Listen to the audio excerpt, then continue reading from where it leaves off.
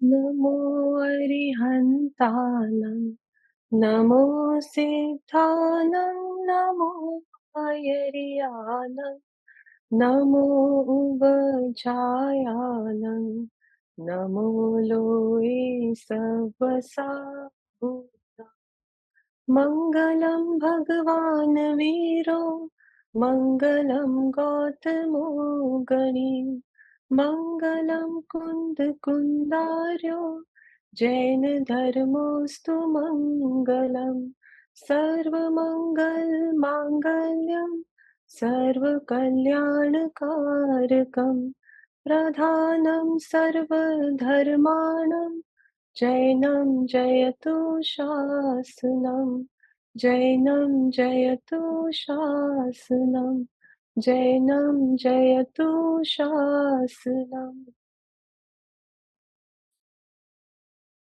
प्रणाम चैतन्य चैतन्य चैतन्य।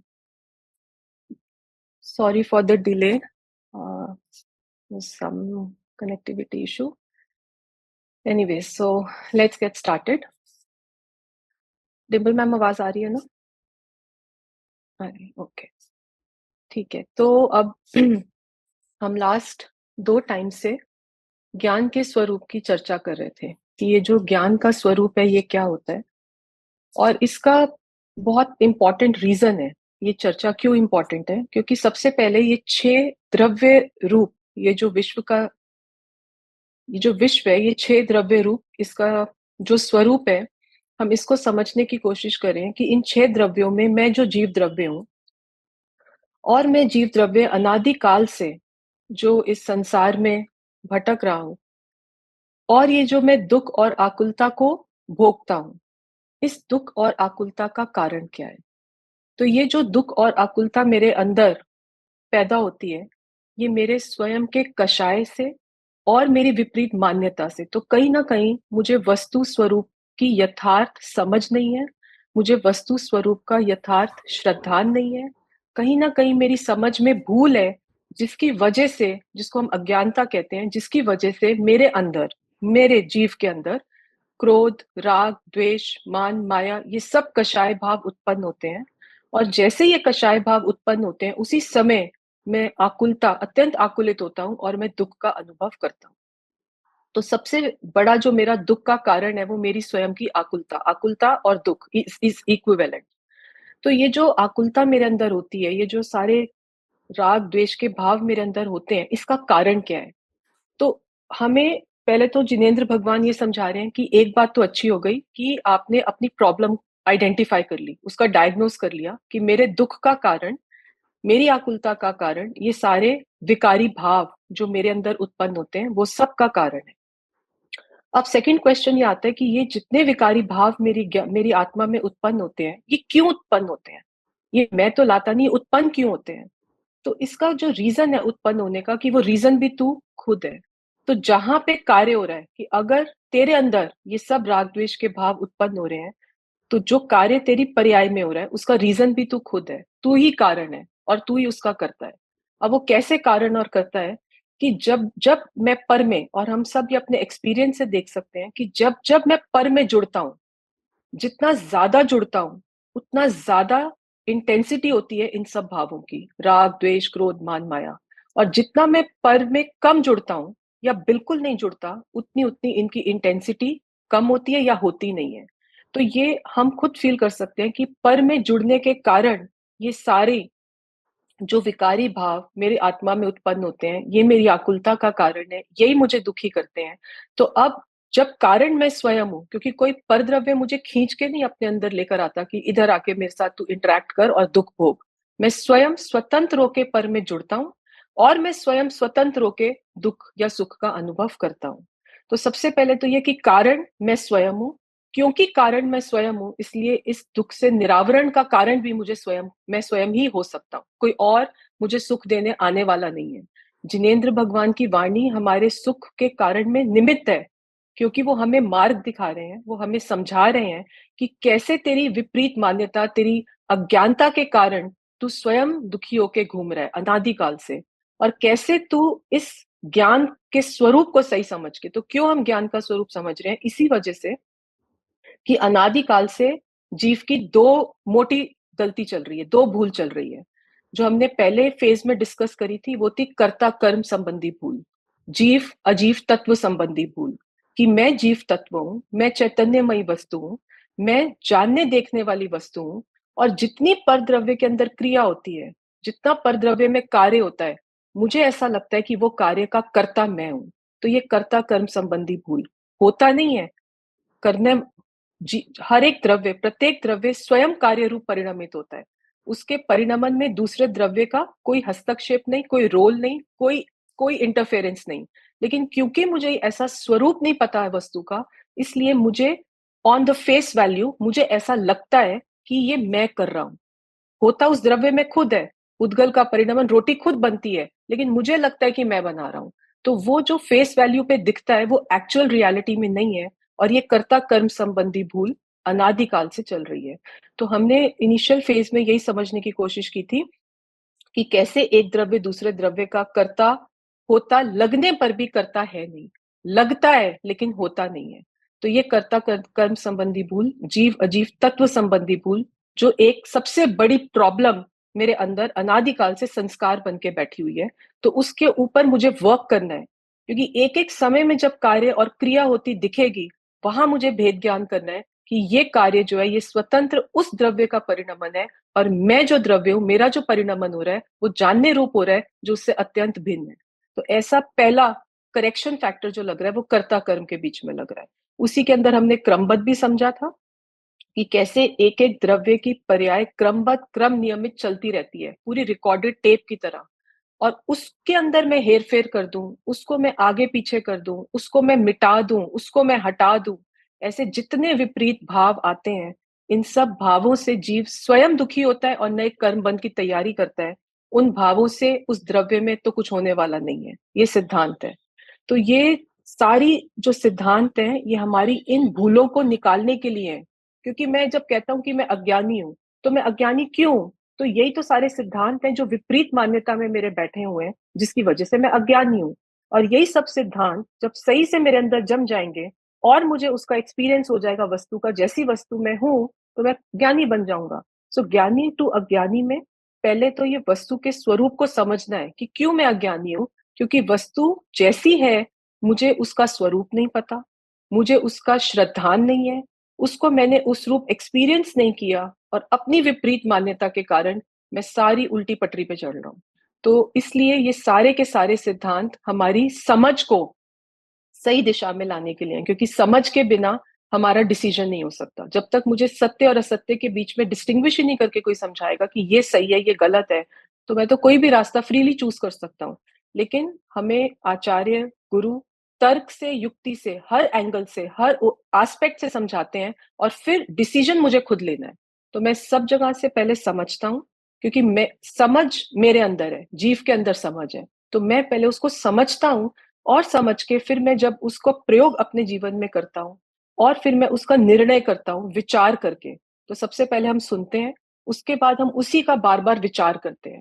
और उस विचार में जब हमें एक सेंस समझ आती है कि ये लॉजिकल है, ये बात सही है, यही वस्तु का स्वरूप है, और जब हम ऐसा विचार करते हैं तो हमारी श्रद्धा धीरे धीरे उसके ऊपर जमनी शुरू होती है। तो वो जो अनादिकाल का उल्टा संस्कार हमारे अंदर बैठा हुआ था, ऐसे वो चेंज होना शुरू होता है। और फिर एक समय के अंदर ये बिल्कुल अज्ञानी ज्ञानी कैसे पलटता है उसका भी हम आगे बाद में समझेंगे। तो लेकिन अभी जो अभी मैंने बताया कि एक भूल हमारी क्या थी, कर्ता कर्म संबंधी भूल। और जो दूसरी भूल है जिसकी वजह से मैं ये दुख और आकुलता का भोग करता हूँ, वो है ज्ञान और ज्ञेय संबंधी भूल। तो ये ज्ञान क्या है, ये क्या है ज्ञान, और क्या मुझे दिखता है ये ज्ञान, और क्या मैं इसको समझता हूँ, क्या ज्ञेय होता है? जब तक मुझे इसकी क्लैरिटी नहीं हो सकती, मुझे आत्मा जो मैं खुद हूं, मुझे अपना अनुभव कभी नहीं हो सकता। तो इसलिए ज्ञान ज्ञेय संबंधी भूल बहुत भारी भूल है, कि जब जो हमें दिखता है और जिस जो हम जैसा मानते हैं वो सारी की सारी हमारी एक इमेजिनेशन है, ये एक इमेजिनरी वर्ल्ड है। तो इस इमेजिनेशन को तोड़ने के लिए ये सारा ज्ञान का स्वरूप और ये पूरा ज्ञान का प्रकरण समझना बहुत जरूरी है, क्योंकि इसके बिना मुक्ति नहीं हो सकती। अगर मुझे ज्ञान का स्वरूप समझ में नहीं आया तो मुक्ति का तो कोई पॉसिबिलिटी नहीं है, क्योंकि मैं जानने वाली वस्तु हूं, और मैं हर समय जान रहा हूं। और मैं जो जान रहा हूं उसको मैं किस रूप जान रहा हूं, ये सारे क्वेश्चंस, ये सब जो मुझे दिखता है ये क्या है और मैं कौन हूं। तो जब तक वो मैं जो जानने वाला और जो जानने में आ रहा है उसके बीच में मेरा भेद ज्ञान नहीं चलेगा, मुझे वस्तु स्वरूप की समझ में नहीं आएगी। तो इसलिए ये ज्ञान और ज्ञेय संबंधी भूल दूसरी इंपॉर्टेंट भूल है, जिसपे अब हमें करेक्शन फैक्टर लगाना है कि एक्चुअल स्थिति क्या है और हम उसको समझते क्या है। ठीक है। तो क्योंकि अभी तक जितना ये ज्ञान है मेरा, जो मैं कहता हूं मैं जान रहा हूं, ये सब मेरा ज्ञान भी मिथ्या ज्ञान है, इसीलिए ये अज्ञान है। क्योंकि मैं जैसे उस ज्ञान को परसीव कर रहा हूं और जो मैं उस ज्ञान को मानता हूं वो एक्चुअली में वैसा है नहीं। ये सब मेरा बेहोशी वाला ज्ञान है अभी। तो जब मुझे ज्ञान की समझ प्रकट होगी, तो वो जो समझवान अंदर बैठा हुआ है तत्व, उसी की पर्याय में ये समझ प्रकट होगी। तो समझवान तत्व है और ये पर्याय उसकी समझ से समझदार हो जाती है। तो ऐसी जब समझ पर्याय में प्रकट होती है, तो उस समझ के बल पर, क्योंकि ज्ञान में बहुत विवेक है, ये ज्ञान ही एक ऐसा गुण है जिसके अंदर ये विवेक है कि सही क्या और गलत क्या है। तो जो ज्ञान होता है वो सबको, अंधेरे को चीरता हुआ, उसको तोड़ता हुआ प्रवर्तता है। और जो राग है वो जड़ है, वो सबको जोड़ता हुआ प्रवर्तित है। अब आप खुद देखो, किसी कमरे में अगर लाइट नहीं है, अंधेरा है, तो आपको सब चीजों को हाथ लगाओगे, आपको कुछ पता नहीं चलेगा, कहाँ टेबल कहाँ कुर्सी, ऐसे तो कुछ नहीं पता। तो ऐसा ही राग है, वो सबको जोड़ देता है, कुछ नहीं पता चल रहा कौन क्या है।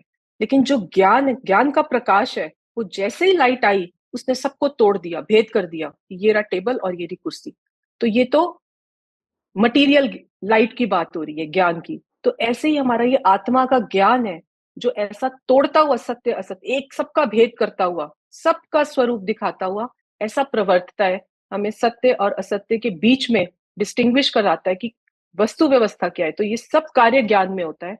और ये ज्ञान, ये जैसे जैसे प्रांजल होता है, जैसे जैसे ज्ञान में शुद्धता बढ़ती है, जैसे जैसे ज्ञान में समझ प्रकट होती है, इस ज्ञान के कदमों पर चलते हुए ही कोई भी जीव परम पद की प्राप्ति कर सकता है। तो प्राप्ति के लिए एक ज्ञान ही माध्यम है। उसी ज्ञान को सम्यक करते हुए, उसी ज्ञान को शुद्ध करते हुए, उसी ज्ञान को समझ के और उसके स्वरूप का सच्चा श्रद्धान करते हुए जीव जब आगे अपने कदम बढ़ाता है, तभी वो पंचम पद तक पहुंच सकता है। अदरवाइज और किसी गुण के द्वारा ये पॉसिबिलिटी नहीं है। इसलिए ये जो ज्ञान गुण है, ये बहुत इंपॉर्टेंट है। और इसका स्वरूप समझना, और अभी तक मैं क्या समझता था ज्ञान को, मेरी समझ में क्या भूल थी, क्यों गड़बड़ चल रही थी, वो सब जब हमें ज्ञान का स्वरूप समझ में आएगा, तो उस ज्ञान को देखना कैसे है, हमारी दृष्टि बदल जाएगी कि ज्ञान था क्या और मैं समझ क्या रहा था। ठीक है। पूर्वी, कोई क्वेश्चन अभी? अभी ओके है? शशि आंटी, अभी कोई क्वेश्चन?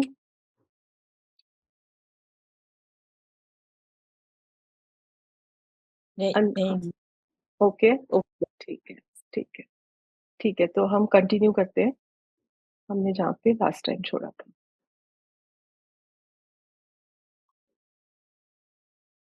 तो ये हम समझ रहे थे कि ये जो ज्ञान है,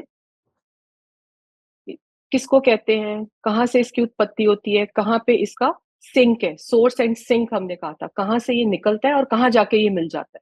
क्योंकि ये कहाँ है, कहाँ पे रिजाइड, कहाँ पे करता है, इसका सोर्स जहाँ पे, वहीं पे इसका सिंक है। कि आत्मा ही सोर्स है और आत्मा ही सिंक है, वहीं से उत्पन्न होता है और वहीं पे ही रहता है। ज्ञान कहीं इधर उधर गेव में नहीं चला जाता है। और ज्ञान का जानने का प्रोसेस क्या है? तो हमने प्रोसेस में ये कहा था कि ज्ञान जो है, एक तो सत्ता स्वरूप द्रव्य हो गया, जो ज्ञान का घन पिंड है, जिसमें कोई कार्य नहीं होता, वो तो सत्ता है। लेकिन उस सत्ता का जो कार्य होता है जानने का, वो एक एक समय की पर्याय में होता है। और कैसा होता है कार्य पर्याय में? कि एक एक समय की नई नई पर्याय उत्पन्न होती है, जिसका लाइफ टाइम एक समय है। और वो जब उत्पन्न होती है, वो कोई ना कोई ज्ञान का आकार बनाते हुए उत्पन्न होती है। और उस ज्ञान का आकार जो भी बनता है, वैसा का वैसा ज्ञेय इस पूरे विश्व में विद्यमान है, वैसा वो आकार बनाते हुए उत्पन्न होती है। तो उस आकार के अंदर क्या है कि उस आकार के अंदर ज्ञान ही भरा होता है। उस आकार के अंदर वो ज्ञेय की मिलावट नहीं होती है। तो जो ज्ञान की पर्याय है, तो हर बार जो हम बात करते हैं, पानी की जो लहर उठती है, वो जब उठती है उसमें पानी ही होता है, उसके अंदर कुछ और नहीं होता, और वो पानी में सिंक कर जाती है। प्रतिबिंब उसमें किसी का भी पड़े, लेकिन पानी की लहर, एक एक उठती तरंग में वो पानी है। और वो ये बताता है कि सागर है। तो आज का एक प्रैक्टिकल एग्जाम्पल बताती हूँ। एक कोई फूल, गेंदे किसी फूल की एक वो जो बहुत वाइट कलर का फ्लावर होता है, उसकी कोई माला बाहर दे गया था। तो मुझे पता नहीं था वो पड़ी है या वो फेंक दी है किसी ने डस्टबिन में। तो जब मैं काम कर रही थी सुबह, तो मुझे एकदम स्मेल आई। तब मुझे पता चला कि हाँ, माला तो पड़ी है। तो उस समय यही विचार आया कि जैसे उस खुशबू से ये पता चला, प्रसिद्धि हुई कि माला है, बस ऐसे ये एक एक समय की ज्ञान की पर्याय से ये पता चलता है कि ये सत्ता स्वरूप गायक विराजमान। तो वो उस गायक की प्रसिद्धि कराता है। जैसे उस खुशबू से पता चला कि वो फूल है, ऐसे ही इस ज्ञान, ये जो जानना एक समय में हुआ, अभी मैं जिंदा हूं, ये सत्ता है। फिर से जानना हुआ, मैं जिंदा हूं, ये सत्ता है। तो ऐसे ये एक एक समय के जानने से ये सत्ता का जो एहसास है, वो जीवंत पने का, ये ज्ञान का प्रोसेस है। तो इसमें हमने यही बात की थी कि ये जो एक एक समय का ज्ञान है, ये ज्ञान को लेता हुआ ही आकार बनाता है, और ये ज्ञेयों से कुछ लेता नहीं है। ज्ञेय के कारण ज्ञान होता नहीं है। और इसको और क्लैरिटी से समझने के लिए हम जो एग्जाम्पल लेंगे आज, वो हम लेंगे दर्पण का। तो ये जो दर्पण है, जो शीशा, मिरर, जो सबके घर में है, तो ये एक बहुत इजी टू कोरिलेट एग्जाम्पल है ज्ञान दर्पण और दर्पण का। तो ये जो दर्पण है, ये तो एक जड़ वस्तु है, ये मटेरियल है। तो यहाँ पर आप देख रहे हो कि आपके घर में एक दर्पण लगा है, और ये एक दीवार के ऊपर लगा है। ठीक है।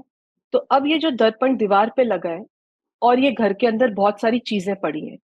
तो जो भी चीज इस दर्पण के सामने आती है, वो इस दर्पण में रिफ्लेक्शन करके एक इमेज बनाती है। लेकिन जिस दीवार पे ये दर्पण लगा है वो सेम जगह पे, दीवार भी है और दर्पण भी है, लेकिन उस दीवार में वो इमेज नहीं बनती, वो रिफ्लेक्शन नहीं बनती, वो प्रतिबिंब नहीं बनता, वो दर्पण में बनता है। तो इससे हमें दर्पण के और दीवार के स्वभाव के बीच में भेद ज्ञान चलता है कि ये दर्पण का ही स्वभाव है कि वो रिफ्लेक्ट करेगा, दीवार वो नहीं कर सकती। यहाँ तक ठीक है। तो ये इससे हमें उस वस्तु के स्वभाव के बारे में पता चला कि जो भी वस्तु यहाँ पे आएगी, वो उसमें प्रतिबिंबित होगी, वो रिफ्लेक्ट होगी, वैसा आकार बनेगा। सेकेंड क्वेश्चन कि अब ये जो दर्पण में रिफ्लेक्शन हुई, इस टाइम फ्लावर्स की हो रही है, ठीक है, ये पॉट की हो रही है, ये दरवाजे की हो रही है। तो अब सेकेंड क्वेश्चन है कि ये जो रिफ्लेक्शन हो रही है, इस रिफ्लेक्शन की वजह से क्या ये दर्पण का अस्तित्व टूट गया? क्या ये दर्पण चूर चूर हो गया? क्या ये दर्पण बिखर गया क्योंकि ये सब इसके? तो जैसे ये दर्पण की सत्ता, सत्ता मतलब उसका वो जो अस्तित्व है, वो अखंड वैसे का वैसे रहा। उसके अंदर जो भी प्रतिबिंबित हुआ, उसमें से दर्पण टूटा नहीं, वो खंड खंड नहीं हो गया, उसके टुकड़े नहीं हो गए, उसकी सत्ता नष्ट नहीं हो गई। तो ये पहला कंक्लूजन, यहां से सारे हमारे इस दर्पण से निर्णय निकल के आते हैं, उसके स्वभाव को समझ के। क्या क्या समझा हमने इस दर्पण से? एक, कि दर्पण का स्वभाव है रिफ्लेक्ट करना। सेकंड, रिफ्लेक्शन के प्रोसेस में जो भी ऑब्जेक्ट रिफ्लेक्ट हुई, उससे ये जो दर्पण था, ये टूट नहीं गया, इसका अस्तित्व बिखर नहीं गया, ये खंड खंड नहीं हो गया, ये वैसे का वैसा स्वच्छ रहा, स्वच्छ रहा। इसके अंदर ये जो पेड़ पौधे पत्तियां दिख रही हैं, वो पेड़ पौधे पत्तियां अपनी सत्ता में रही, और दर्पण अपनी सत्ता में रहा। दोनों की सत्ता मिक्स नहीं हो गई। अगर मैं आपको बोलूं, डिम्पल मैम, इस पौधे को जरा थोड़ा आगे खिसका दो, तो खिसकाने के लिए आप दर्पण के अंदर जाओगे खिसकाने, या जो बाहर पड़ा हुआ है आप वहां खिसकाओगे? जो बाहर है उसको खिसकाएंगे। आप बाहर खिसकाओगे। हाँ तो जी। इस बात का मुझे मुझे श्रद्धान है कि ये जो पौधा है, ये दर्पण के अंदर नहीं आ गया, उसकी सत्ता उसमें है, और दर्पण दर्पण में है, वो सिर्फ उसको झलका रहा है। तो ये सारे यहाँ से लॉजिक निकल के आ रहे हैं, ये सारे हमारे डिसीजंस बन रहे हैं वस्तु को समझ के। ठीक है। अब नेक्स्ट क्वेश्चन आता है कि इस दर्पण के अंदर ये वाला पौधा प्रतिबिंब हुआ, ठीक है, और मैंने दर्पण बड़ा आकार वाला ले लिया, इसमें ज्यादा वस्तुएं प्रतिबिंबित हो गई, या मैंने दर्पण और बड़े आकार वाला ले लिया, इसमें और ज्यादा वस्तुएं प्रतिबिंबित हो गई। ठीक है। तो ये जो मटेरियल दर्पण है, इसमें जैसे जैसे दर्पण का साइज बढ़ता है, उतना उतना प्रोबेबिलिटी कि इसमें ज्यादा से ज्यादा वस्तुएं प्रतिबिंबित होंगी, वो हो जाती है। लेकिन इस दर्पण को कोई फर्क पड़ता है कि इसके अंदर सुंदर सोफा प्रतिबिंबित होता है, इसके अंदर हीरा प्रतिबिंबित होता है, या इसके अंदर कीचड़ प्रतिबिंबित होता है? नहीं। दर्पण को क्या फर्क पड़ता है? दर्पण को विकल्प होता है कि मेरे में बढ़िया बढ़िया चीजें प्रतिबिंबित हो और गंदी चीजें प्रतिबिंबित नहीं हो। दर्पण को कोई विकल्प नहीं है, वो एकदम अलिप्त रहता है। क्यों? क्योंकि वो अपने स्वभाव में स्थित है। उसका स्वभाव है झलकाना। क्या झलकता है उससे उसको कोई लेना देना नहीं है। तो ये सब कॉन्सेप्ट्स। दूसरा क्या, कि जैसे ये इसके अंदर रिफ्लेक्ट हुए, तो क्या जो ये जो सोफा रिफ्लेक्ट हुआ या ये चेयर्स रिफ्लेक्ट हुई, उसकी वजह से ये दर्पण की जो स्वच्छता थी, जो इसकी शुद्धता थी, उसमें कोई फर्क पड़ा? उसके अंदर कोई चेंज आया कि अभी बहुत शुद्ध था, एक रिफ्लेक्ट हो गया, थोड़ा शुद्ध हो गया, अब जब दूसरा ऑब्जेक्ट रिफ्लेक्ट हुआ तो थोड़ा दर्पण अशुद्ध वाला रिफ्लेक्शन दे रहा है? उससे कोई, दर्पण की जो स्वच्छता है वो एज इट इज टिकी रहती है, वो कायम रहती है। ना तो उसकी सत्ता हिलती है, ना तो उसकी शुद्धता हिलती है, ना तो उसका अखंडपना हिलता है, कुछ भी नहीं हिलता। ठीक है? तो ये, अब अभी ये सोफा था और ये सोफा आपने खिसका के कमरे से बाहर निकाल दिया, तो सोफा है या सोफा चला गया? तो क्या दर्पण रोने लग जाता है कि ये सोफा अभी तो प्रतिबिंबित हो रहा था, ये अच्छा लग रहा था, इसको क्यों ले गए? उसको कोई लेना देना नहीं है, वो अलिप्त रहता है। तो ये जितने फंक्शन, इसको याद रखना, अभी हम सेम अप्लाई करेंगे। अब ये जो दर्पण है, क्या, जब इसपे हीरा प्रतिबिंबित होता है, तो क्या इसको बड़ा अहंकार होता है, मैं कितना अच्छा दर्पण, मेरे में तो हीरा प्रतिबिंबित हो रहा है और ये छोटे वाला देख, तेरे में तो फूल प्रतिबिंबित हो रहा है? क्या दर्पण में ऐसा कोई अहंकार होता है? या वो ऐसा अहंकार करता है कि मेरी वजह से ये वस्तु प्रतिबिंबित हो रही है, अदरवाइज तो तुम्हारी तुम्हारी कोई औकात नहीं थी, मैं हूं ना, इस वजह से प्रतिबिंबित करता हूँ, मेरी वजह से तुम हो। ऐसी तो बात नहीं है ना, क्योंकि ऑब्जेक्ट की सत्ता उसकी वजह से है। दर्पण ने प्रतिबिंब किया, इस वजह से उसकी सत्ता न्यू क्रिएट नहीं हुई है, वो पहले से थी। और दर्पण अपने स्वभाव में, अपनी स्वच्छता में उनको प्रतिबिंबित करता रहता है। तो ये सारे फीचर्स जितने भी ये दर्पण के निकल रहे हैं, इससे आप डिसीजन देखना। लास्ट पॉइंट, कि क्योंकि ये ऑब्जेक्ट इस दर्पण में प्रतिबिंबित हुआ, ये सोफा, तो इस सोफे का मालिक क्या ये दर्पण हो गया? क्योंकि मैंने तुझे रिफ्लेक्ट किया, इसलिए अब तू मेरी प्रॉपर्टी है। अब ना तो तू किसी और की प्रॉपर्टी है, ना तो किसी और दर्पण में रिफ्लेक्ट होगा, अब तू मेरी प्रॉपर्टी। क्या ऐसा दर्पण अगर बोले तो हम बोलेंगे ना, कितनी ना समझी की बात है ये? तो इसमें तो कोई लॉजिक ही नहीं है। वो तो रिफ्लेक्ट करना तेरा बिहेवियर था, वो तेरी प्रॉपर्टी थी, तूने इसलिए रिफ्लेक्ट किया, तू मत करता रिफ्लेक्ट, मैंने तो नहीं बोला था रिफ्लेक्ट करने को। तो ये सारी, जब हम कहते हैं कि दर्पण कितनी नासमझी की बात कर रहा है, अगर वो कहेगा कि ये मुझ में रिफ्लेक्ट हो गया और उस पर अधिकार जमाए कि मैंने तुझे रिफ्लेक्ट किया इसलिए तू मेरा, वस्तु मेरी है। तो ये, और फिर उसमें हेरा फेरी करे कि सपोज ये सोफा, अब दर्पण बोले मुझे ये ब्लू कलर का कपड़ा अच्छा नहीं लग रहा, इसकी जगह व्हाइट कलर का सोफा होना चाहिए था। अब वो गेयो में हेरा फेरी करे ऑब्जेक्ट में, कि तुम मुझे पसंद नहीं आ रहे, तुम अपना चेंज कर लो, डेकोर चेंज कर लो, तुम ऐसे आ जाओ। क्या वो ऐसी, क्योंकि उसका स्वभाव है सिर्फ और सिर्फ रिफ्लेक्ट करना। गे की अवस्था गे में रहती है, और वो जो दर्पण है वो अपने में रह के वैसी अवस्था बनाता रहता है। अब ये सेम टू सेम लॉजिक हमने जितने लगाए, अब आप ज्ञान दर्पण में लगाओ, कि मैं जो वस्तु हूं, ये तो एक पौद्गलिक दर्पण था, ठीक है, जो जड़ दर्पण था। और मैं कौन हूं? मैं ज्ञान दर्पण हूं। और मैं इसी आकार का हूं जिस आकार में मेरा अभी प्रेजेंट का शरीर है, ऐसा ही आकार का एक दर्पण है।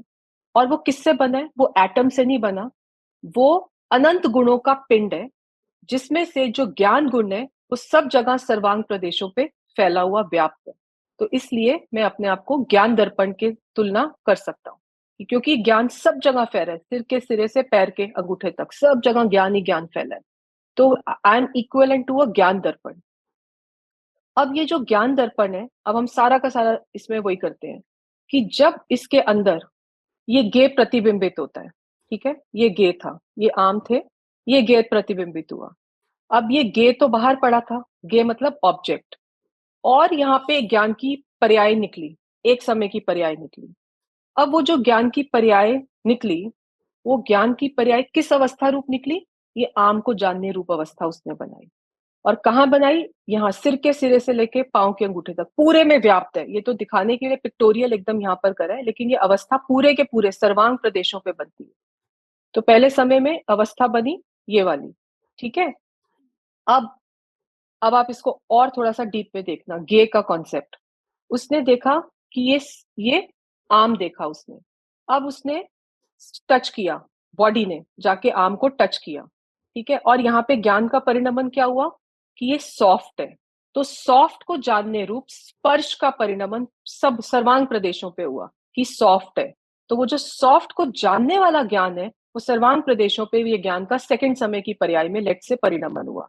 तो स्पर्श गुण जो उस ऑब्जेक्ट का था, जो उस जड़ आम का था, उसको जानने का काम कि ये सॉफ्ट है आम, वो ज्ञान में हुआ स्पर्श। फिर उसने नेक्स्ट क्या किया, उसको काटा, ठीक है, और उसका टेस्ट किया, उसको लगा मीठा। तो अब सर्वांग प्रदेशों पे ज्ञान का तीसरी पर्याय में क्या परिणमन हुआ, मीठे को जानने रूप परिणमन हुआ, ऊपर से नीचे तक। ठीक है, उसके बाद उसने स्मेल करके देखी जब खाया, कि स्मेल खुशबू है। तो अब कौन सा ज्ञान का परिणमन हुआ, जानने का, खुशबू का। ये क्या बन गया, खुशबू। ठीक है, और उसने देखा ये पीले रंग का था ना, इसीलिए ये आम मीठा निकला। तो अब उसने पीले को जानने रूप पूरे ज्ञान के प्रदेशों पे परिणमन हुआ। तो कहने का ये मतलब है कि जो गे है वो गे, अब इसके जो एक एक गुण थे इस जड़ वस्तु के, स्पर्श, रस, गंध और वर्ण। स्पर्श सॉफ्ट, गंध, स्पर्श रस मीठा, गंध सुगंधित और वर्ण पीला। तो ये चार जो गुण थे इस पुद्गल के, इस जड़ के, उन चारों को ज्ञान ने अपना विषय बनाया। और विषय जब बनाया और उस रूप ज्ञान का परिणमन हुआ, उस ज्ञान के परिणमन में वो ज्ञान ही था, वो पीला ज्ञान के अंदर नहीं आ गया, वो मीठा ज्ञान के अंदर नहीं आ गया, वो सॉफ्ट ज्ञान के अंदर नहीं आ गया, वो कुछ भी ज्ञान के अंदर नहीं आया। ज्ञान के अंदर ज्ञान ही था, लेकिन ज्ञान ने उसको जानने रूप आकार अपने अंदर बनाया। तो आकार का ज्ञान होता है, और वो आकार, क्योंकि हमने कहा था कि किसी ना किसी रूप एक एक ज्ञान की पर्याय निकलती है, खाली नहीं निकलती। नमक खाया जाता है तो किसी ना किसी सब्जी के अंदर, किसी ना किसी पदार्थ के अंदर खाया जाता है। ऐसे ये जो ज्ञान की पर्याय एक एक समय में निकलती है, वो कोई ना कोई ज्ञान का आकार बनाते हुए निकलती है। वो पीला जानने वाला आकार, वो मीठा जानने वाला आकार, वो सॉफ्ट जानने वाला आकार। तो ऐसा आकार बनाते हुए ज्ञान की एक एक समय की पर्याय अपना काम कर रही है, और सामने वहां पे आम पड़ा है, और यहाँ से हाथों से क्रिया हो रही है उस आम को काटने की, खाने की, सूंघने की। वो सब परिणमन पुद्गल का स्वतंत्र है, और ज्ञान उनको अपने में रहता रहता जानता है, वो परिणमन स्वतंत्र है। ऐसे ही, तो ये तो हो गया पुद्गल को जानने का। अब ऐसे ही जब मेरे अंदर राग का भाव उत्पन्न होता है कि मैंने बच्चे को देखा, अपने बच्चे को, और मुझे राग का भाव आया, अब वो बच्चा, उसको जानने का काम ज्ञान में हुआ, और उसके प्रति मुझे राग आया, उसको जानने का काम भी मेरे ज्ञान में हुआ। तो ज्ञान ने राग के ज्ञान को जाना, लेकिन ज्ञान ने राग उसके अंदर नहीं आ गया। तो ज्ञान की पर्याय में राग का ज्ञान होता है, लेकिन ज्ञान की पर्याय में राग नहीं होता है, दोनों में फर्क है। ज्ञान की पर्याय में राग को जानने का ज्ञान होता है। तो जैसा राग का भाव आत्मा में उत्पन्न हुआ, ज्ञान की पर्याय ने राग को जानने रूप यहाँ पे परिणमन किया। तो ज्ञान की पर्याय में जो काम हुआ, उसमें क्या हुआ कि राग, जैसा राग था, राग का ज्ञान हुआ। लेकिन राग राग में रहता है, जैसे आम आम में रहता है और आम मेरी आत्मा में नहीं आ जाता, ऐसे राग राग में रहता है, राग ज्ञान में नहीं आ जाता। राग राग में रहता है, क्योंकि एक एक वस्तु अपनी अपनी सत्ता में रहती है, वो अपनी सत्ता छोड़ के ज्ञान में नहीं आ जाती है। लेकिन ज्ञान अपनी सत्ता में रहते हुए वैसा परिणमन कर लेता है कि उसको जान लेता है। तो ज्ञान के अंदर राग को जानने का ज्ञान होता है, ज्ञान की पर्याय में राग का ज्ञान होता है, लेकिन राग नहीं होता है। अगर ज्ञान की पर्याय में राग आ जाए, तो ज्ञान की पर्याय रागी ज्ञान की पर्याय हो जाए, वो राग वाली हो जाएगी। तो फिर हर चीज जब ज्ञान जानेगा तो वो राग रूप जानेगा, क्योंकि उसमें अब अशुद्धता आ गई है। इसलिए ज्ञान तो ज्ञान रूप ही रहता है, लेकिन जैसा राग का भाव उत्पन्न हुआ था, वैसा ज्ञान की पर्याय अपने में रहते रहते वैसा राग का आकार बना के उस राग को जान लेती है, और राग बाहर रहता है। जैसे आम बाहर रहते हैं, ऐसे राग भी बाहर रहता है, वो ज्ञान के अंदर नहीं मिल जाता।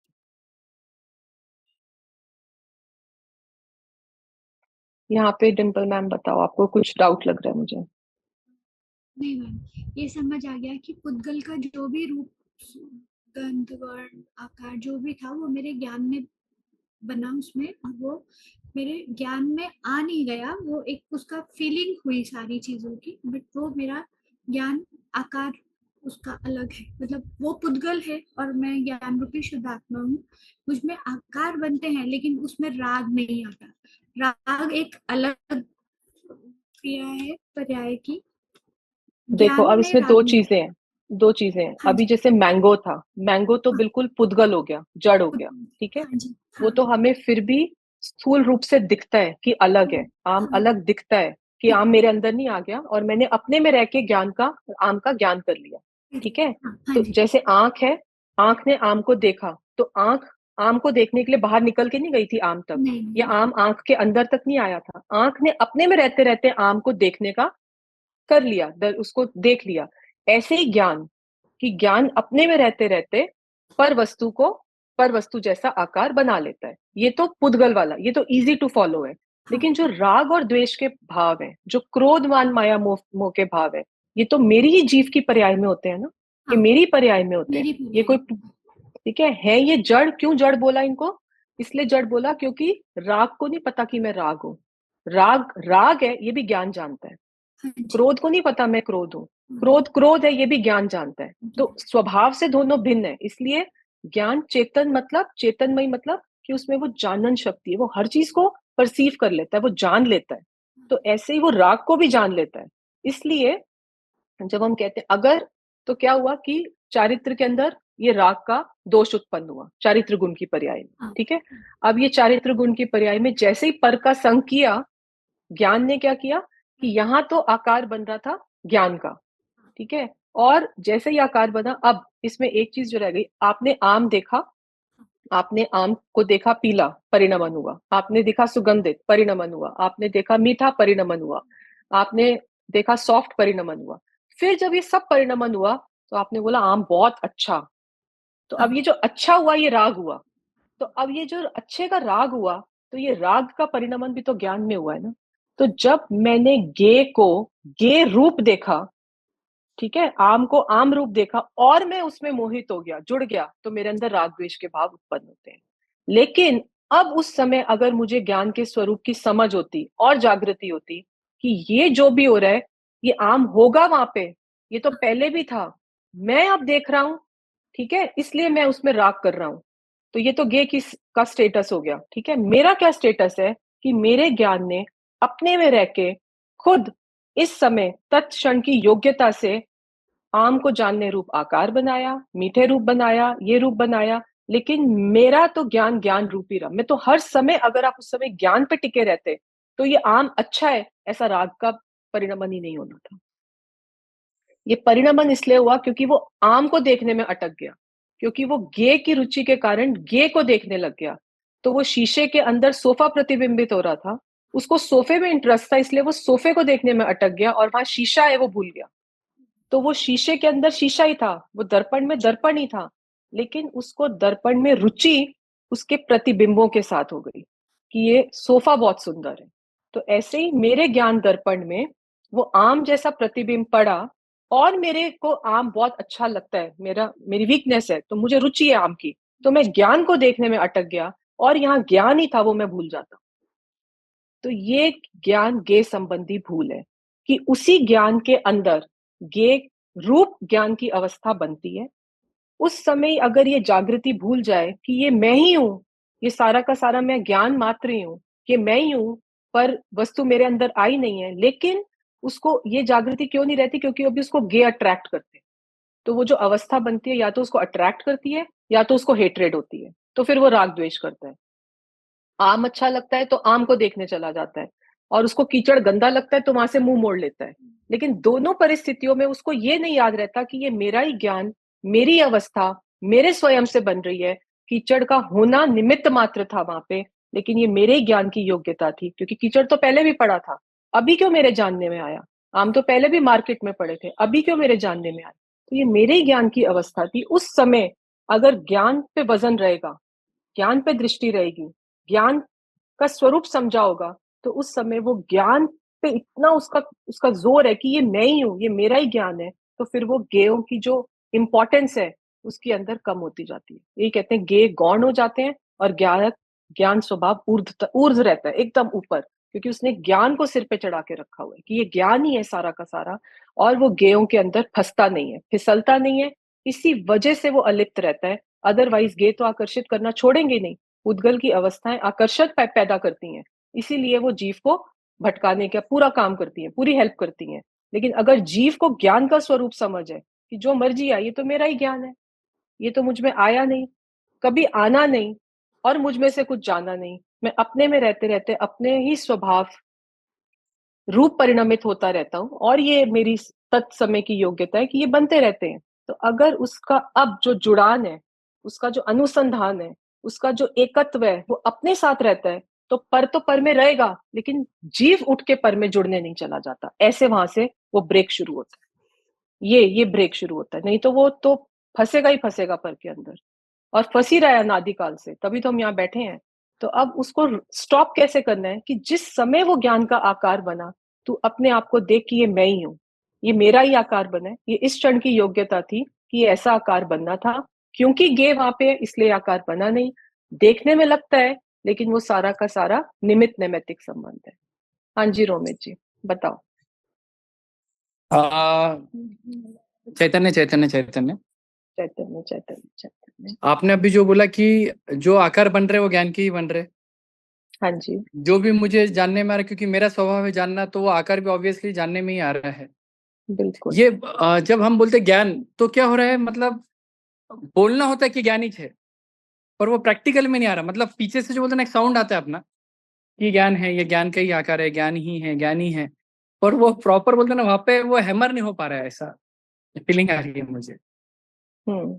मतलब आप जैसा, अगर आप भी आपको मैं बोलो कि कौन दिख रहा है, तो कोई बोलेगा कि बाबा दीदी दिख रहे हैं, और फिर मैं बोलूंगा नहीं, ज्ञान का ही आकार है, जो ज्ञान ही बना रहा है ये।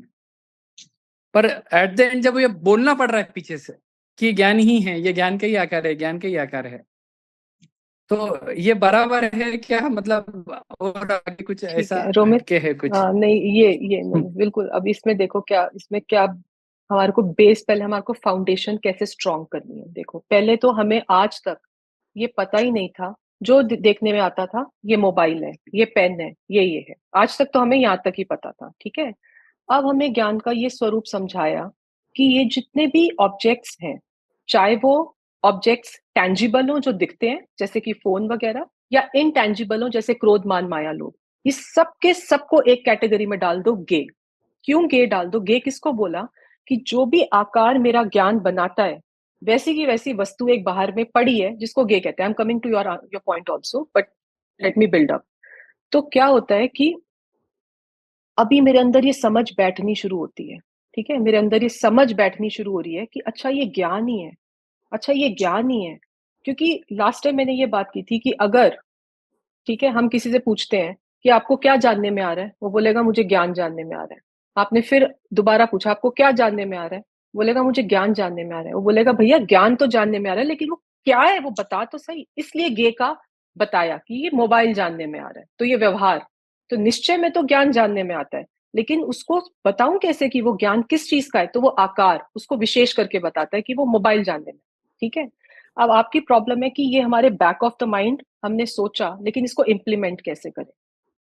तो इसको इम्प्लीमेंट करने के लिए पहले तो इसके अंदर हमें कोई डाउट नहीं होना चाहिए। और वो डाउट कब नहीं होगा? कि जब हमने इसको समझा, हम इसको अलग अलग एंगल से इस पे विचार खुद करें। ये काम अब खुद करने वाला है। तो सुनना तो बाहर से सुन लिया, अब उसको अंदर में उतार के जमाना है मुझे। और वो कैसे जमाना है? मुझे खाली बैठना है, और खाली बैठते हुए मुझे उस चीज को, जैसे जैसे साइंटिस्ट करता है कि वो अकेला बैठता है और वो उस चीज को ऑब्जर्व करता है। तो जब वो ऑब्जर्व करता है, तो उसके अंदर से वो कंक्लूजन और रिजल्ट निकलता है।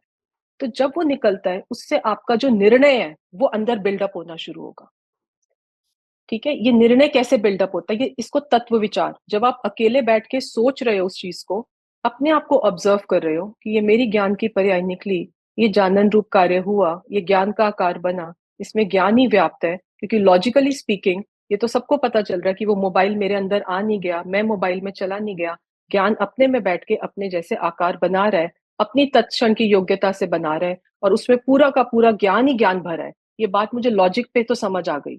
लेकिन अब मैं इसको जब अकेले में बैठ के विचार करता हूँ, हमारी शॉर्टफॉल कहाँ हो जाती है, हम सुन तो लेते हैं, हम शब्दों को तो सुन लेते हैं, लेकिन हम उसका तत्व चिंतन नहीं करते। और वो तत्व चिंतन ओवरनाइट नहीं होता, उसको बार बार अंदर जैसे राइप करने के लिए आपको जुगाली करनी पड़ती है, आपको पकाना पड़ता है। तो वो जो पकाने वाली स्टेज है वो शॉर्ट कर जाती है। उसको हम क्या कहते हैं, बहुत हो गया, ये ज्ञान ही जानने में आ रहा है, कुछ हो तो रहा नहीं, अब क्या करूं, छोड़ो, ज्ञान ही होगा जानने में। लेकिन उसके ऊपर, वो जितना उसके ऊपर हम बैठेंगे, एकांत में बैठेंगे, उसका विचार करेंगे, तो ये निर्णय आत्मा के अंदर बिल्डअप होना शुरू होता है। वो निर्णय आपका जितना स्ट्रांग बिल्डअप होगा, उस निर्णय के बल पे वो स्वानुभव होता है, जो आत्मा की अनुभूति है। तो आत्मा की अनुभूति से पहले ये ज्ञान स्वभाव का निर्णय पक्का होता है। उसके बाद दुनिया का कोई आपको, अब आपके साथ फिर आप इसको लाइफ में खुद से एक्सपीरियंस करके देखोगे कि जब कोई घटना घटी, अब आपको पहला थॉट क्या आता है, मेरा मोबाइल टूट गया, या ऐसा ही मेरे को ज्ञान में जानने में आना था और ये मोबाइल का टूटना कर्म का उदय था। क्या मुझे ये थॉट आई, या मैंने बोला ओहो मोबाइल टूट गया। अब इससे पता चलेगा आपका तत्व निर्णय कितना पक्का हुआ है अंदर। अगर आपको वो मोबाइल टूट, दुख हो सकता है क्योंकि मोबाइल से राग था, लेकिन उस समय पहला थॉट क्या आया, उससे पता चलेगा कि निर्णय तो हम कहते तो हैं हमने सोच लिया, लेकिन अब वो तत्व निर्णय हर जीव को अपना खुद चेक कर, और यही चेकिंग है। अगर मेरा तत्व निर्णय पक्का है तो मुझे पहली थॉट वही आनी चाहिए थी आइडियल केस में, जब तक सम्यक दर्शन नहीं हुआ तब तक। क्योंकि जब सम्यक दर्शन हो जाता है फिर तो विचार भी नहीं करना पड़ता ना। जब एक बार बता दिया ये मेरा बेटा है, अब रोज रोज आके रिमाइंडर नहीं देना पड़ेगा, ये तेरा बेटा है, ये तेरा बेटा है, पता है मुझे ये मेरा बेटा है। वो जब अपनी आत्मा मिल गई फिर रोज बताना नहीं पड़ता कि तू आत्मा ही है, तू शरीर नहीं है, ये मोबाइल तेरा नहीं है। वो तो अंदर बैठ गया श्रद्धा में, उसके बाद की तो सिचुएशन ही चेंज हो जाती है। लेकिन जब तक नहीं होता तब तक हमें इसके ऊपर जितना घोलन चिंतन निर्णय पक्का होगा, उतना वो रिजल्ट के अंदर आपको खुद दिखेगा कि अब मेरा जो जो सोचने का तरीका है वो चेंज हो गया है। अब जब मेरे साथ कोई घटना घटती है तो मैं एकदम आकुलित नहीं हो जाता, मैं वस्तु को वस्तु व्यवस्था के हिसाब से एकदम मेरे अंदर वो चीज आती है। वो तब आती है जब उसका घंटों घंटों बैठ के पहले विचार के अंदर हमने उसका डिसीजन लिया होगा। ये सारा काम डिसीजन ओरिएंटेड है। जितना स्ट्रॉन्ग कन्विक्शन से आपके अंदर ये बात बैठी है, वैसा ही आपका स्ट्रॉन्ग डिसीजन तत्व विचार के बल पे अंदर से प्रकट होना चाहिए। अगर वो सिर्फ सुनने सुनने तक रह गया, या मैंने उसको बैठ के चिंतन में नहीं लिया, तब तक मेरा डिसीजन नहीं आएगा, तब तक रिजल्ट नहीं आएगा, तब तक मेरा हमेशा ये क्वेश्चन रहेगा आज या 20 साल बाद भी कि हाँ ज्ञान में गे तो आता नहीं है, ये बात तो ठीक है, पर मैं अब आगे क्या करूं, आगे यही करना है। जब तक अनुभव नहीं हो जाता इसी को चलाते रहना है अपने अंदर, क्योंकि अभी हमारा डिसीजन कच्चा होता है। कभी तो हम सही कर जाते हैं, कई बार हम चूक जाते हैं। तो वो हमें खुद से ऑनेस्टी से देखना है कि अभी मेरा सक्सेस रेट 30% हुआ है, 70% में भूल जाता था, अब मेरा 40 हो गया। और जब वो 100% आएगा, ऐसा निर्णय होगा, उस समय स्वानुभव हो जाता है। और वो भी एक एकांत में बैठ के इसका गहराई से विचार करने पर ये डिसीजन, क्योंकि डीप डाउन जाना, क्योंकि अनादिकाल का संस्कार है ना, और ऊपर से हम सुनते हैं, लेकिन वो जैसे ही परिस्थिति आती है वो वॉश डाउन हो जाता है, वॉश हो जाता है। वो अंदर अगर डिसीजन स्ट्रांग और फर्म होगा तो वो वॉश नहीं होगा, फिर आपका निकल के आएगा कि आप ये खुद नोटिस करना। अब अगर कांच का गिलास टूटेगा, आपको पहली थॉट यही आएगी उसका परिणाम ऐसे ही होना था, उसका यही था, और यहाँ मेरे ज्ञान में अवस्था बनी, वो संयोगी संबंध था इतनी देर का, और ये कर्म का उदय। तो वो सारे के सारे सिद्धांत अगर जमे होंगे, आप अप्लाई करोगे, आप आकुलित नहीं होगे क्यों ड्राइवर लेट आया। तो ये सिर्फ बातें सुनने की नहीं है, ये अंदर से ऐसा ही उस समय विचार करना था कि अभी ज्ञान में ड्राइवर के जानने की योग्यता ही नहीं थी, या अपने ज्ञान की अवस्था ही ऐसी बननी थी, अब मैं क्या करूं। अब उसका द्रव्य क्षेत्र काल भाव पर द्रव्य का मैं तो पलटा नहीं सकता, उसने अभी यहाँ पहुंचना ही नहीं था, मेरे ज्ञान में ऐसी योग्यता नहीं थी। तो आप क्या करते हो, अपने आप को आकुलता से और कषाय से बचाते हो, किसी पे एहसान नहीं करते, आप अपने आप पे एहसान करते हो। ऐसे चिंतन से जीव अपना अपना हित कर लेता है, अपने आप को, और जितने आपकी बाकी फैमिली मेंबर्स हैं उनका भी हित होता है। क्यों, नहीं तो आप गुस्सा करते, दो चार को इधर राइट लेफ्ट करते, दो को उधर करते। लेकिन अब आपने, क्योंकि आप समता भाव में रह गए, तो अब आपने किसी को कुछ नहीं बोला, चुप मौन रह गए, और स्टेटस एकदम शांति बनी रही। तो ऐसे दुख और आकुलता कम होती है। लेकिन इस तत्व निर्णय के बल पे, और ये निर्णय तत्व विचार के बल पे पक्का होता है कि जो मैंने सुना है, तो अगर मेरा रिजल्ट नहीं आ रहा, इसका मतलब मुझे अपनी ट्यूशन बढ़ाने की जरूरत है, मुझे इसमें ज्यादा टाइम इन्वेस्ट करने की जरूरत है, मुझे इसको हर एंगल से सोचने की। तो हमें जितने भी सिद्धांत करें, चाहे वो अकर्ता का हो, चाहे क्रमबद्ध का हो, चाहे वो 5 भाव का हो, वो सारे के सारे जीरो डाउन यहीं पे करते हैं कि तू अपने स्वरूप को समझ, कि ज्ञान का जानने का स्वरूप क्या है, और तेरी भूले कहाँ चलती थी कि परद्रव्य के कार्य का कर्ता तू बना रहता था। और ज्ञान में जानने की अवस्था वो अपनी योग्यता से हुई। ज्ञान ने गे से मांगा नहीं था। गे तो विश्व में अनंतानंत पड़े हैं। अभी आपके ज्ञान में अमेरिका क्यों नहीं जानने में आ रहा? अभी ज्ञान की योग्यता नहीं है। अब आप रीजन वो बोलेगा, ज्ञानी बोलेगा मैं अमेरिका जाऊंगा तो जानने में आएगा ना। अमेरिका जाके आपको कहीं पे वो एक कमरे में बंद कर दे, फिर भी अमेरिका जानने में नहीं आएगा। अब वो ज्ञान की योग्यता नहीं है। तो इसलिए हमारी जो दृष्टि है वो सिर्फ निमित्त नैमित्तिक संबंध तक लिमिटेड है। हम वस्तु को अगर उपादान से देखें तो एक एक वस्तु में कार्य करने की शक्ति है, और वो उसी रूप एक एक समय में अपने स्वकाल में परिणमित होता रहता है। तो इसके लिए हम किसी दूसरे को ब्लेम नहीं कर सकते कि मेरे साथ ऐसा क्यों हो गया, तेरे साथ ऐसा इसलिए हुआ क्योंकि तेरे साथ ऐसा ही होना था, ये तेरी योग्यता थी। ये है। मैडम मेरा रोमित? भी एक क्वेश्चन।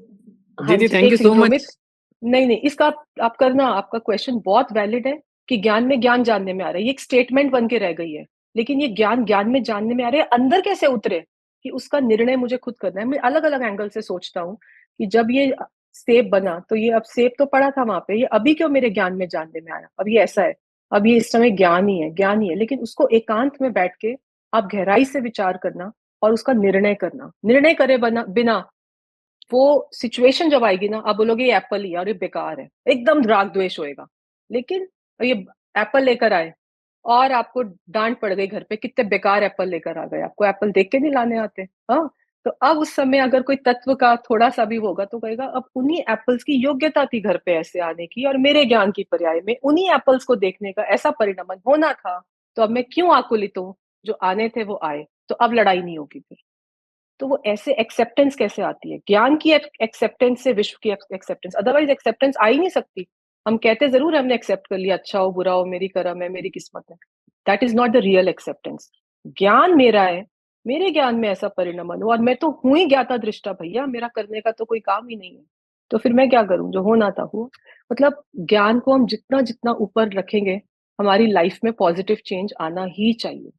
अगर मेरा ओरिएंटेशन कि ज्ञान स्वभाव को नहीं मैंने पकड़ा आज तक, कि मेरा स्वभाव ही है जानना, और ये एक एक समय की पर्याय अपने रस से ये आकार बनाते हुए प्रकट होती है।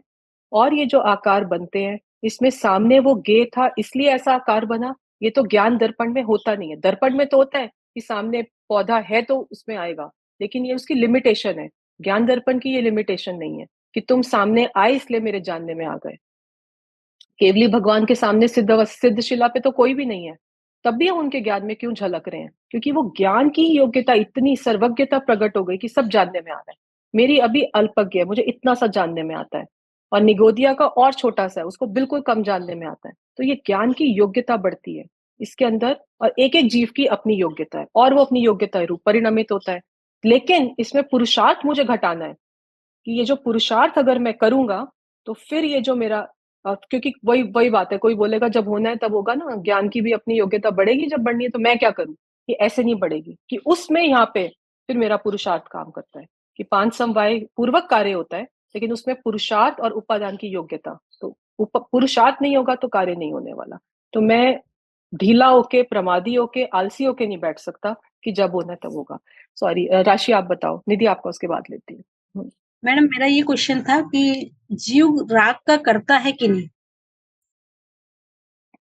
जैसे हम आगे कुछ? बोलते हैं आत्मा अकर्ता है, तो फिर अभी आप जैसे कहा कि वो तो राग का करता है, तो राग का करता कैसे हुआ? Very good.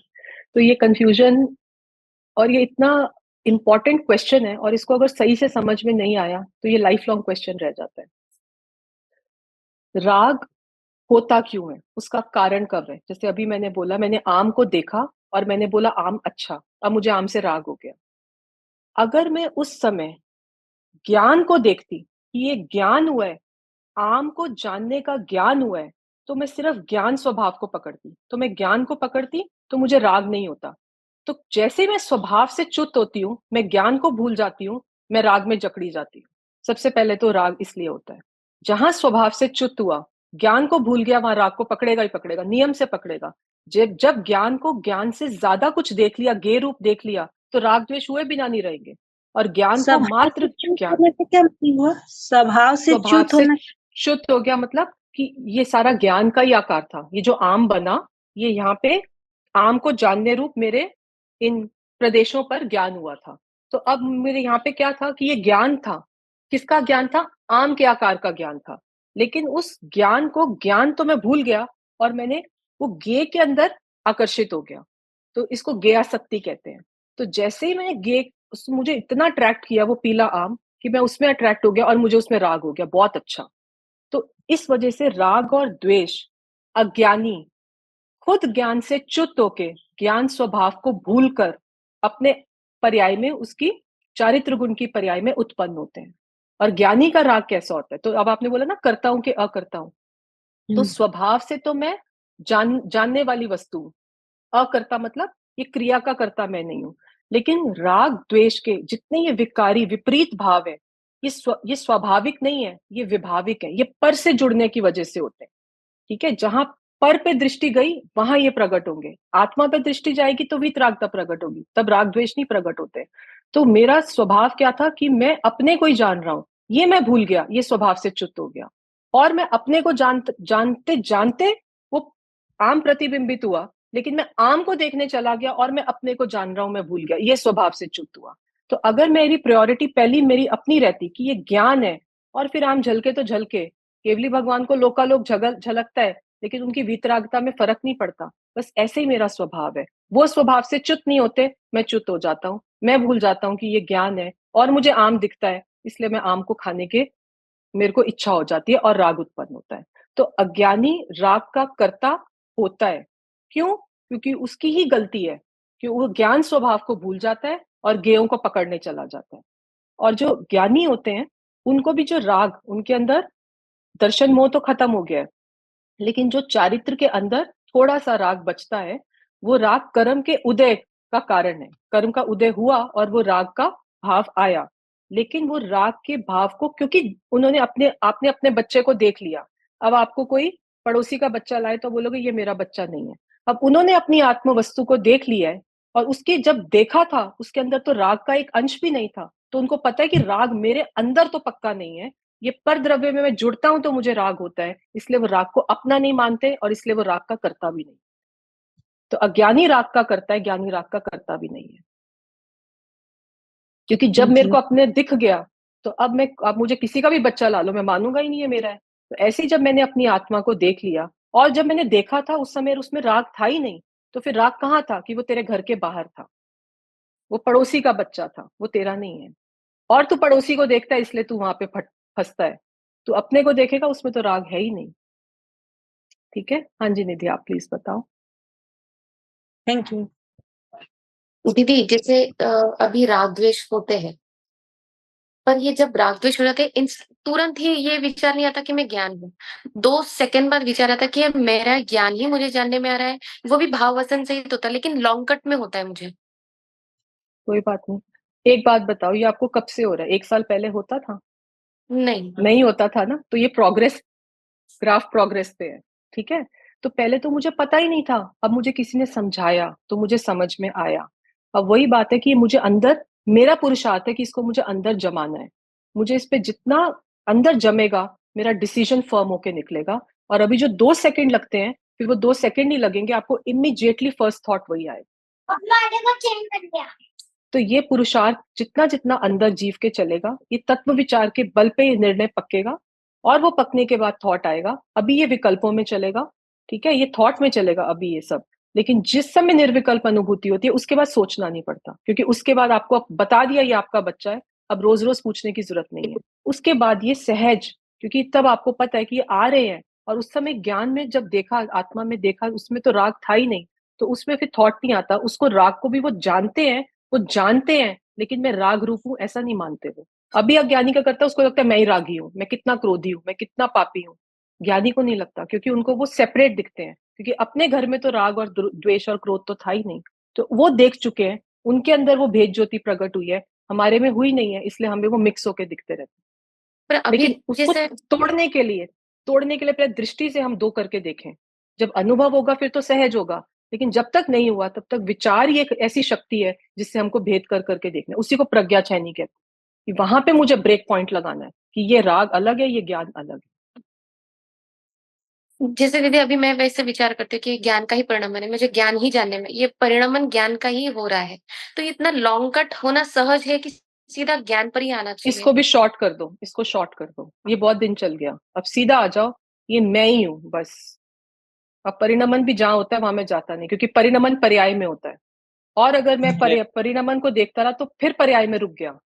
अपनी सत्ता पे आओ जिसके अंदर परिणमन नहीं हो रहा, और परिणमन जहां हो रहा है उसको होने दो, क्योंकि परिणमन भी मेरी कंट्रोल में नहीं है, क्योंकि वो पर तो फिर उस पर्याय भाव की भाषण योग्यता नहीं है। तो होता, हाँ जी, फिर वो भाव भाषण इतना भाव भाषण नहीं होता। अगर मैं लॉन्ग कट पे नहीं चल तो भाव भाषण ही नहीं चलता, फिर एकदम शॉर्ट में आऊं तो मुझे लगता ही नहीं कि मैंने मतलब वो मैं ज्ञान हूं करके, वो विचार ही नहीं आता, मतलब तो उस तक नहीं पहुंच पाती हूँ मैं। हाँ, तो फिर अभी थोड़ा अभ्यास बढ़ाना पड़ेगा, क्योंकि जब इतना परिपक्व हो जाता है अंदर से, तो फिर उसको इतना लंबा चल के नहीं यहाँ पे आना पड़ता। उसका starting point, reference point change हो जाता है कि मैं ज्ञायक हूँ, और ये अवस्था बन रही है तो बन रही है, मैं अवस्था ऐसी बन रही है, बन रही है, बन रही है, और मैं ज्ञायक। वो वहां से अंदर नहीं आता, वो अंदर से बाहर उसको देखता है दूर।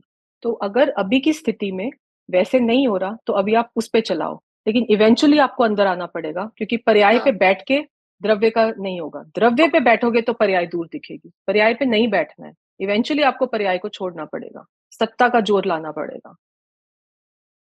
ठीक है, हाँ अभी जी जैसे चल रहा है चलाओ, लेकिन आपको कॉन्सेप्ट क्लियर होना चाहिए कि वहां पे रुकने की जगह नहीं, आना तो मुझे यहीं पे ही है। ठीक है। अभी की मेरी भूमिका ऐसी है कि मेरा पक नहीं रहा, मुझे उस वे से नहीं चल रहा, that is a different story, but that is not the way to. मतलब आना तो यहीं पड़ेगा, यहां से बाहर आपको, कि पर्याय का कार्य, और पर्याय में अगर ये राग द्वेष हो रहे हैं तो ये भी उस पर्याय की कमजोरी है कि क्यों नहीं वो यहाँ पे दृष्टि कर पा रही, क्यों वो पर में जुड़ जाती है। ये क्वेश्चन अभी आना चाहिए कि ये पर्याय की प्रॉब्लम है।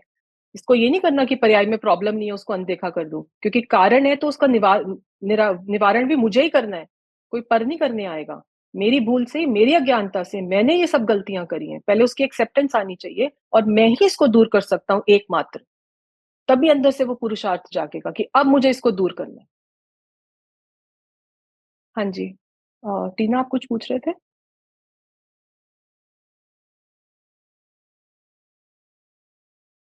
टीना आप, हाँ हाँ जी। हाँ, जय जिनेंद्र। एक्चुअली मैं पूछना चाह रही थी कि जैसे कुछ जय जिन चैतन्य चैतन्य चैतन्य कोई भी विभाग दशा आई, जैसे मतलब किसी ने कुछ कहा और हम लोग खुद पे आए कि हाँ मैं हूँ करके, उस समय तो भेद ज्ञान किया, लेकिन बाद में उसी के लिए मतलब द्वेष भाव आता है कि उन्होंने ऐसा बोला, मतलब उसके लिए भाव आते जाते तो वो वैसा क्यों होता है? तब तो हमने भेद ज्ञान दिया था, तो बाद में क्यों वो विचार है? क्या वो उस समय तो ये, की योग्यता थी? हाँ मतलब देखो, हर चीज होती तो तत्क्षण की योग्यता से है, लेकिन जो हाँ आफ्टर भाव आ रहे हैं, तो ये सारा अभी मेरे अंदर इतनी दृढ़ता, इतना पुरुषार्थ अभी इतना स्ट्रांग नहीं हुआ है कि उस समय भी मैं गलत इवेंट के अंदर गलत नहीं करूं, और बाद में भी मुझे उसके विकल्प परेशान नहीं करें। क्योंकि वो जो विकल्प आते हैं तो वो भी तो मतलब एक तरह से वो, क्योंकि मुझे ज्ञान का लक्ष्य हर समय वही बात है एक्चुअली, जितना इसको हम तत्व विचार करके ज्ञान के स्वरूप को अलग अलग एंगल से समझ के, और ज्ञान ही हूं मैं, ये अंदर से जब इतना वो हो जाएगा कि कुछ भी आ रहा है, कुछ अच्छा बुरा होता ही नहीं है, ज्ञान में तो ज्ञान ही होता है, तो फिर किस पे राग करूं, किस पे द्वेष करूं, उसने मुझे ऐसे बोला, मैंने ऐसे बोल दिया, मैंने तो भेद ज्ञान किया था। तो ये सब बातों का कोई वैल्यू नहीं रहती है, क्योंकि आप अपने आप को उनसे दूर देखते हो कि वहां तो मैं था ही नहीं, वो उस पर्याय का काम था ना। और हमने अभी जब पर्यायों का स्वरूप समझा था, प्राग भाव, प्रध्वंसा भाव, अब वो उस समय की थी योग्यता, हो गया, अब छोड़ो उसको। लेकिन अभी मैं करंट में क्या करूं कि और पुरुषार्थ बढ़ा आत्मा के प्रति, कि अब आने वाली फ्यूचर की पर्यायों में इस तरीके का परिणमन नहीं हो। तो वो जब यहाँ जोर आएगा तो करेक्शन फ्यूचर की पर्यायों में ऑटोमेटिक होगी, क्योंकि परिणमन, यहाँ जोर आने से परिणमन ऑटोमेटिक होता है, आप उसको कंट्रोल नहीं कर पाते हो। लेकिन आपका पुरुषार्थ अपने स्वरूप पे रहना चाहिए। तो आप देखोगे तो इन सब का, क्योंकि ये सब भी डेट्रीमेंटल है आपके तत्व विचार में, इस तरह के विकल्प आएंगे तो नहीं, लेकिन अपने आप को अंदर से इतना स्ट्रांग करना है, वो जो हुआ सो हुआ, अब ठीक है, ये मेरी कमजोरी है, मैंने एक्सेप्ट किया, मेरा पुरुषार्थ कम चला, अब ये विकल्प आ रहे हैं, ये भी मेरे पुरुषार्थ की कमजोरी है, ये सबको जानते हुए फिर मुझे मेहनत कहाँ करनी है, मुझे वो देखना है कि जितना मेरा स्वरूप का लक्ष्य आश्रय स्ट्रांग होगा, उतनी मेरी पर्यायों में जितनी इम्परफेक्शंस हैं, जितनी गड़बड़ें हैं, वो सब कम हो जाएंगी। और जितना ज्यादा मेरा रहेगा और जितना कम होगा, मैं फिसल जाऊँ, मैं बार बार फिसल जाऊंगा और आफ्टर इफेक्ट भी आएगा। ठीक है, तो ये everything boils down to the point कि हमें अपना आत्मा का लक्ष्य करते हुए, स्वरूप का लक्ष्य करते हुए, अपने अंदर तत्व विचार के बल पे तत्व निर्णय को पक्का करना है।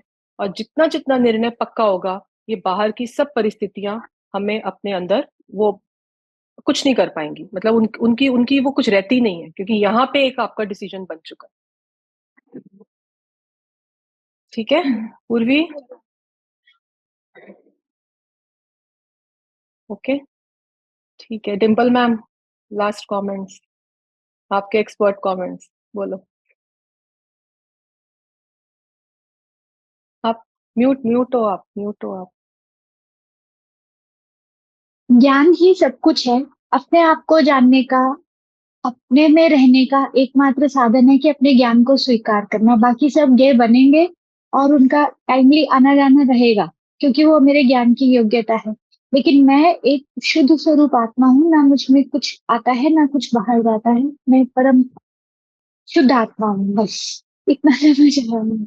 तो दृष्टि में यहाँ पे ये रखा तो पर्यायों में ऑटोमेटिक प्यूरिफिकेशन शुरू हो जाएगी, प्यूरिफिकेशन शुरू हो जाता है। हाँ जी, ठीक है। क्योंकि पूर्वी बताओ। पर्याय में जितना हाँ, जुड़ेंगे तो ज्ञान अपना हम्म, इफेक्ट आएगा ना। हम्म, अगर पर्याय में पर में जुड़ाव करेंगे तो उसके जैसे ही सब कुछ चलेगा। अगर उसी समय स्वीकार कर लिया कि ये मेरा ही ज्ञान है, अगर कीचड़ सामने आया तो वो मेरे ही ज्ञान की योग्यता है कि मुझे कीचड़ दिख रहा है। मुझे अगर फूल सामने आया तो ये फूल की योग्यता नहीं है, मेरे ज्ञान की योग्यता है कि मुझे फूल की खुशबू सब कुछ, जैसे आपने बताया, कि महसूस कर पा रही हूँ, मैं उसको जान पा रही हूँ। तो ज्ञान ही एकमात्र साधन है अपने को जानने का और सब विचारों को पक्का करने का अपने अंदर कि यही मैं हूँ, यही मैं हूँ। तो ज्ञान जो है वो ये सब स्व पर का भेद करता हुआ ज्ञान स्व का प्रवर्तता भेद है, और करता है। उसी वो सम्यक दिशा में हमें लेकर जाता है। तो ज्ञान में ही हाँ जी। विवेक है ये सब करने का, और किसी में नहीं। ठीक नहीं, है। नहीं। शशि आंटी,